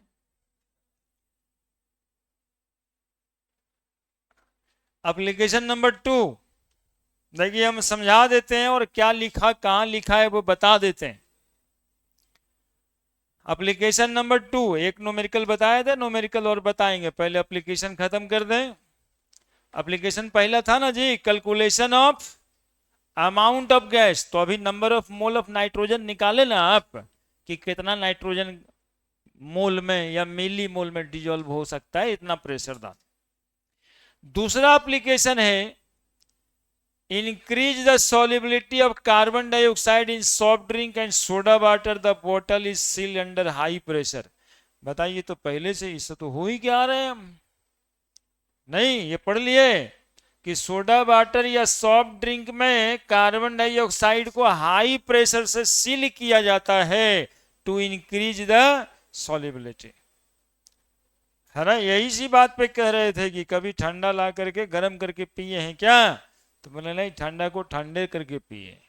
तो लिखिए ना, दूसरा एप्लीकेशन यही है, लिखिए टू इंक्रीज द सॉल्युबिलिटी, अरे लिखो ना रे, to increase the solubility of gas in soft water, in soft water मतलब इन सॉफ्ट ड्रिंक, तुम देखो अपना मतलब बढ़िया से, soft drink and soda water, the bottle is sealed under high pressure, the bottle is sealed under high pressure, लिख दिया, दिखाई दे रहा है जी।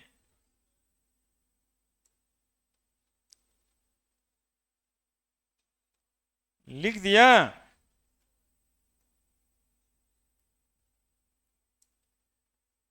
जा हो गया, पढ़ के दिखाना है हमको, आ जाएगा।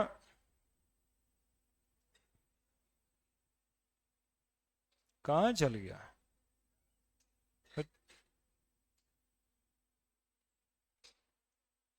था तो कोना में रहना चाहिए था ना।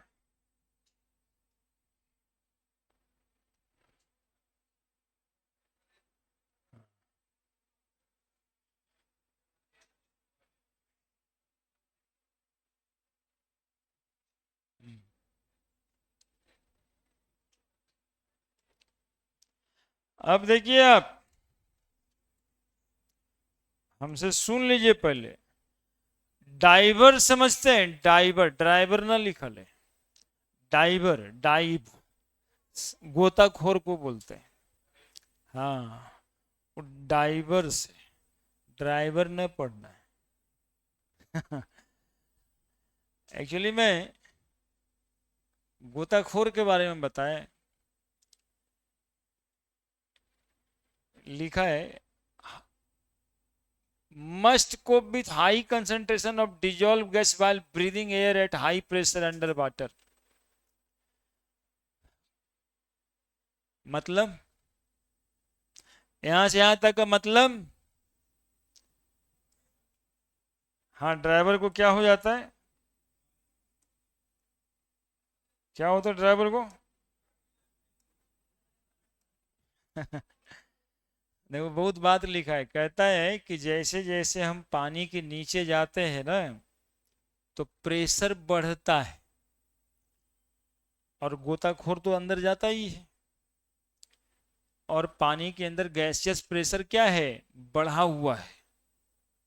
ठीक है, तो बढ़ने से उसके ब्लड में high concentration of amount of oxygen, मतलब एयर जो भी वाटर में डिजोल्व है वो चला जाता है। यही लिखा है, scuba diver must cope with high concentration of dissolve gases, यानी पानी में जो गैस डिजोल्व है उसका कंसंट्रेशन क्या है, high, while breathing air at high pressure under water. तो पहला पॉइंट कि नीचे जाने से, पानी में नीचे जाने से गैस का प्रेशर बढ़ेगा कि घटेगा, और ऊपर जाने से घटेगा, नीचे जाने से बढ़ेगा। तो ये जो डाइवर साहब हैं, इसको हाई कंसंट्रेशन हो गया, यानी कि कमी ना है, ज्यादा हो गया। ये बात पे ध्यान रखिएगा। Increase pressure increase the solubility, जब प्रेशर ज्यादा है तो गैस की सॉलिबिलिटी भी क्या हो जाएगी, ज्यादा हो जाएगी। अब गैस पानी में सॉल्युबल हो चाहे ब्लड में सॉल्युबल हो, सॉलिबिलिटी ज्यादा हो जाए। अब ब्लड में ज्यादा अमाउंट ऑफ गैस सॉल्युबल है स्कूबा डाइवर का, इन ब्लड, है ना। When the diverse come toward surface, अब डाइवर्स सरफेस की तरफ आ रहा है, ठीक है, क्या होगा, द प्रेशर ग्रेजुअली डिक्रीजेज, बात सही है, नीचे से ऊपर जा रहा है तो प्रेशर घटेगा। This release the dissolve gas and lead to formation of bubbles of nitrogen in the blood. जैसे जैसे वो ऊपर आता है तो प्रेशर जो है घटने लगेगा, जिसके कारण उसमें जो डिजॉल्व गैस जो ब्लड में है वो बबल के रूप में आ जाता है। This block capillaries and create a medical condition known as bends which are painful and dangerous to life. ठीक है, और आपको सवाल आएगा वो बोर्ड में सीबीएसई वाले को, what do you mean by bend, लगेगा आउट ऑफ सिलेबस आ गया है, ये बेंड तो कहीं पढ़े नहीं थे।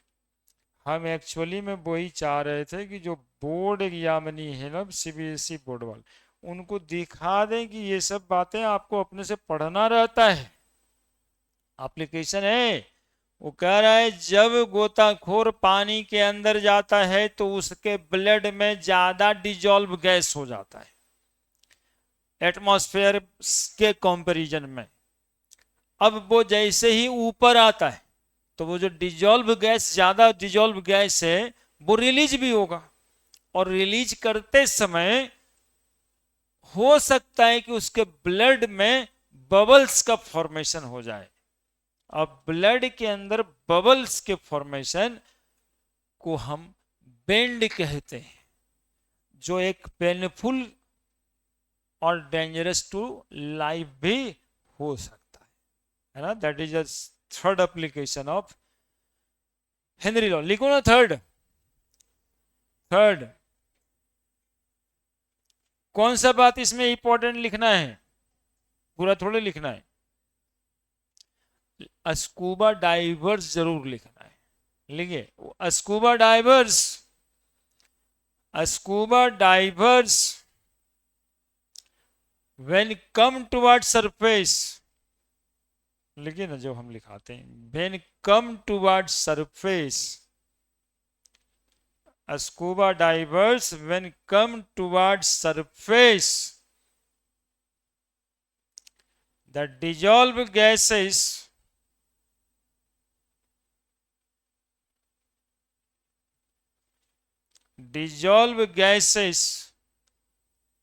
of blood may leads to the formation of, may leads to the formation of, may leads to the formation of bubbles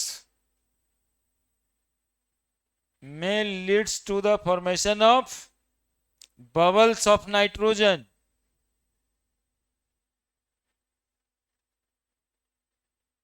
As pressure decreases, as pressure decreases,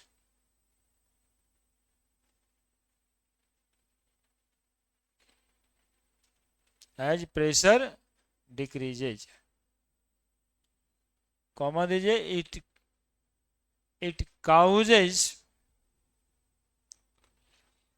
it causes blockage in blood capillaries. It causes blockage in blood capillaries.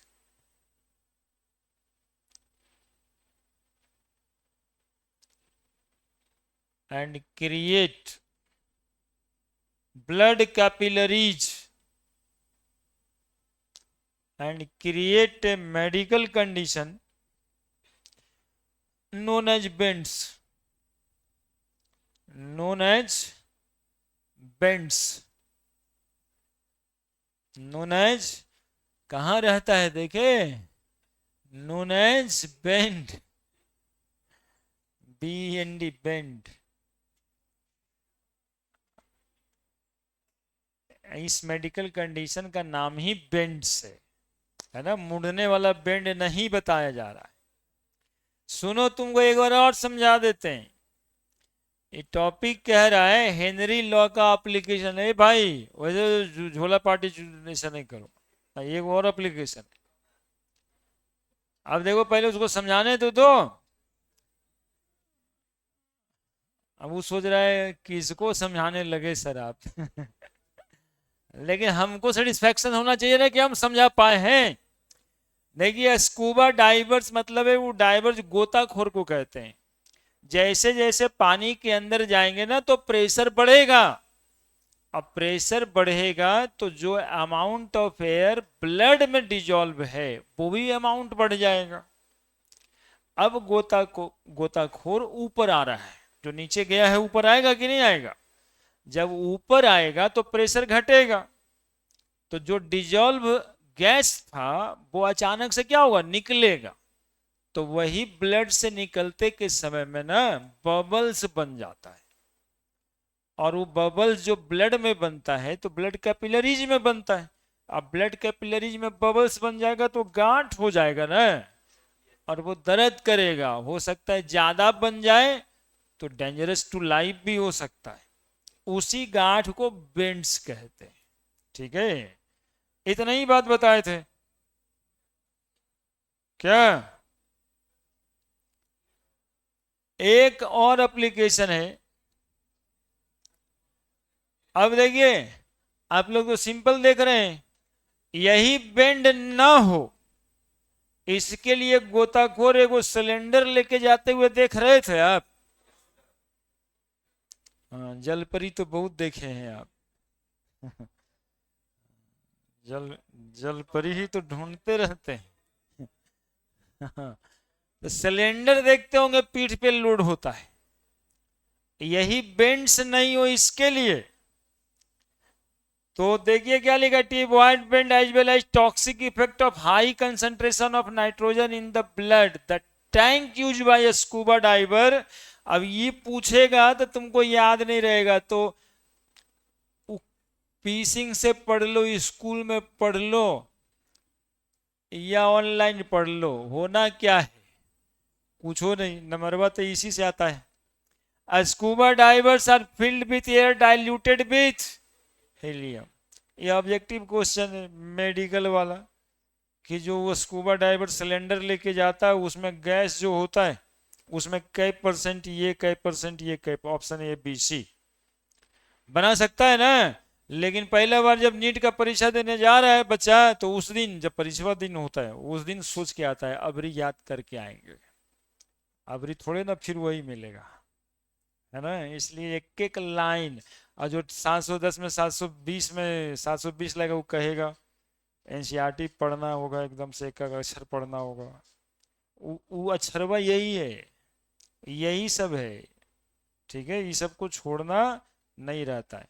Bracket में लिखो ना जल्दी से, तब गधा सब तू छो बजा रहा है। लिखिए स्कूबा डाइवर्स क्या, tank, the tank use bye scuba diver, यहां से शुरू करिए। और क्या, ये जरूरी ना है, इसको अंडरलाइन कर दीजिएगा, ठीक लगा दीजिएगा। वो याद करने वाला बात हो गया है ना। बोला गोताखोर पीठ पे काहे लेके जाता है पानी का टंकी, मतलब गैस वाला टंकी, तो उसके लिए तो बता दिए, नहीं लेके जाएगा तो क्या हो जाएगा, उसको बेंड्स हो जाएगा। नहीं ले जाएगा तो बेंड्स हो सकता है, जो दर्द होता है, और कभी कभी तो मर भी जाता है। अब उससे बचेगा कैसे, तो वो एगो टंकी भी लेके जाएगा। हम्म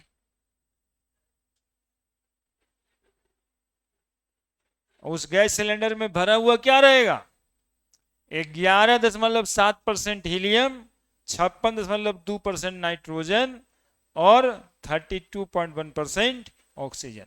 अब बहुत रटना नहीं है इसमें, नाइट्रोजन और ऑक्सीजन तो ऐसे भी एयर में होता है, तो इसमें ज्यादा अमाउंट किस चीज का बढ़ गया है, सिर्फ हीलियम। बस इसी को टेक्निक बना करके याद रखना है कि 11.7% हीलियम। भाई वैसे करता है, वैसे ही है सब। सुनिएगा, एक बीमारी और है, 2 मिनट लगेगा यार, सुनिए, आप ही के लिए कर रहे, हमारे हम लोगों के लेवल में सिलेबस में आता भी नहीं है। हाँ सुनिए, बोर्ड के लिए बातें हो रही है, मेडिकल में भी आ जाता है, लेकिन at high altitude the partial pressure of oxygen is less than that of ground level. अभी बात हो रही थी कि जब ऊपर जाएंगे माउंटेन पे तो हमें प्रेशर कम होगा, और यदि प्रेशर कम हुआ, सुन रहे जी, प्रेशर कम हुआ, this leads to low concentration of oxygen in the blood.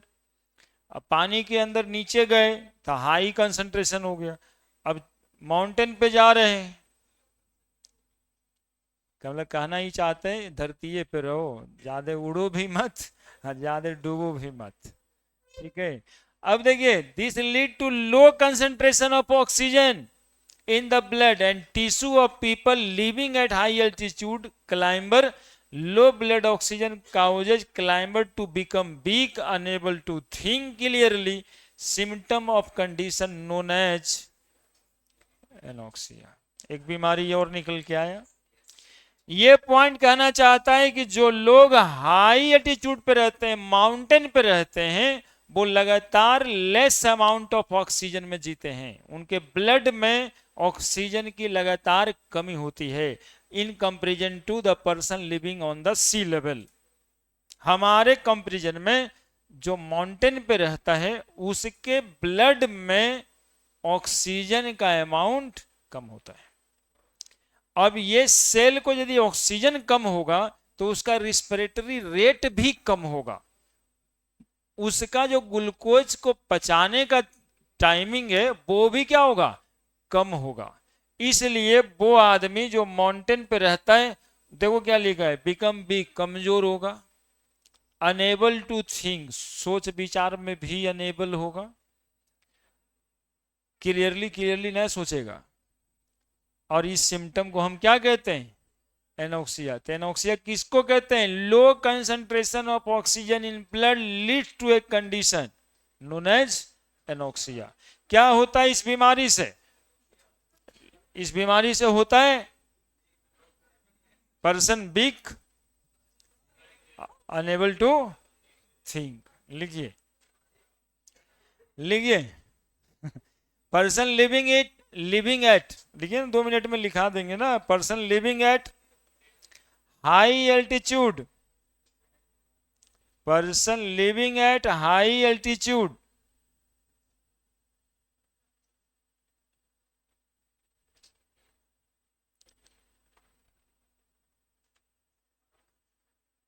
person living at higher altitude, ठीक है, has low concentration of oxygen, has low concentration of oxygen in the blood, has low concentration of oxygen in the blood and tissues. तो biology हो गया रे।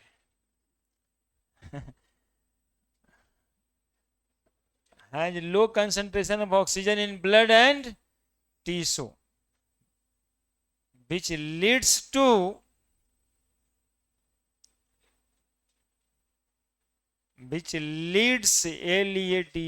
leads to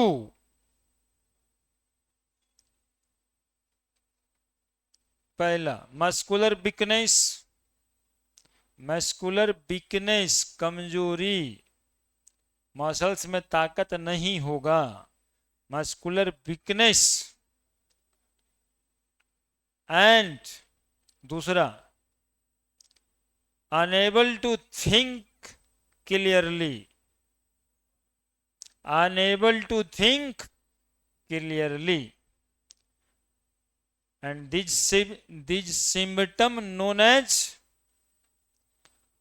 anoxia, है ना। तो सफर कर रहा है एनोक्सिया से, और हम कर रहे हैं ये हेनरी लॉ का एप्लीकेशन है। बस इतना सा बात है। क्यों सफर किया एनोक्सिया से? क्योंकि वहां पे प्रेशर लो है। यदि नहीं जानते हैं तब ये लिखना है, हालांकि ये बात पहले से आप लोगों को जानना चाहिए कि जैसे जैसे ऊपर जाएंगे एयर का प्रेशर घटेगा कि बढ़ेगा? घटेगा। जैसे जैसे नीचे जाएंगे पानी में एयर का प्रेशर बढ़ेगा। ठीक है, बस इतना सब बात है। ठीक, ये हो गया आपका। बाकी तो एक्सोथर्मिक वगैरह पढ़ा ही दिए, यानी ये पूरा हो गया है। अब जो है ना, आप इसको बना लीजिए। 2 क्वेश्चन देखिए यहाँ पे दिखाई दे रहा है, बनेगा लेकिन नहीं आपसे। ठीक है, ये हम बताएंगे अगले दिन। इसके बाद जो है ना पूरा का पूरा चैप्टर स्टार्ट ही हो गया, मतलब समझिए आज से या पिछले दिन से। बाकी तो सब मुंह माया था ही, मोलरिटी, नॉर्मलिटी।